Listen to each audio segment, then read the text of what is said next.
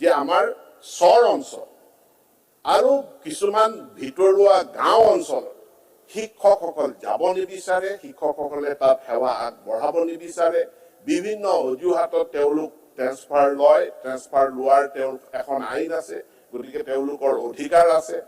আৰু বহু সময়ত জিলা পৰ্যায়ত যি আমাৰ ৰেচনেলাইজেশ্যন কমিটি থাকে তেওঁলোকেও কেতিয়াবা ভুল সিদ্ধান্ত লয়, সেইটো মই স্বীকাৰ কৰোঁ। এতিয়া ঘটনাটো হ'ল সমস্যা আছে, সমস্যাটো সমাধান কৰাৰ পথ কি? মাননীয় মুখ্যমন্ত্ৰীক মই জনাইছো, মুখ্যমন্ত্ৰীয়ে মোক এটা পৰামৰ্শ দিছে, মই সদনক কৈ দিওঁ, এতিয়াও আমি তাক মানে নিয়মলৈ ৰূপান্তৰিত কৰা নাই। মুখ্যমন্ত্ৰীয়ে গোটেই কথাখিনি শুনাৰ পাছত মোক কৈছে যে চৰ অঞ্চল বা এনেকুৱা ভিতৰুৱা অঞ্চলৰ শিক্ষকৰ পদটো সেই স্কুল কেন্দ্ৰিক কৰি দিয়ক, সেইটো অসম কেডাৰ ডিষ্ট্ৰিক্ট কেডাৰৰ পৰা মুক্ত কৰি পেলাই তাক সেই স্কুল কেডাৰ কৰি দিয়ক, যাতে সি কোনো দিন ট্ৰেন্সফাৰ ল'ব নোৱাৰে। অৰ্থাৎ কোনোবা এখন চৰ অঞ্চলৰ বিদ্যালয়, সেই বিদ্যালয়খনত শিক্ষকক পদবী বদলি দিলেও তেওঁ জইন নকৰে, আৰু যেতিয়া জইন কৰে নামটো সেইখন বিদ্যালয়ত থাকে, এটেচমেণ্ট ডিপ্লয়মেণ্ট বেলেগ বিদ্যালয়ত লৈ যায়।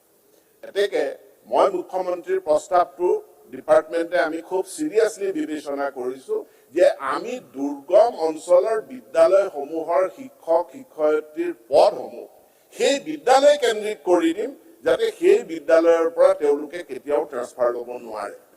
আবেদন কৰোঁতেই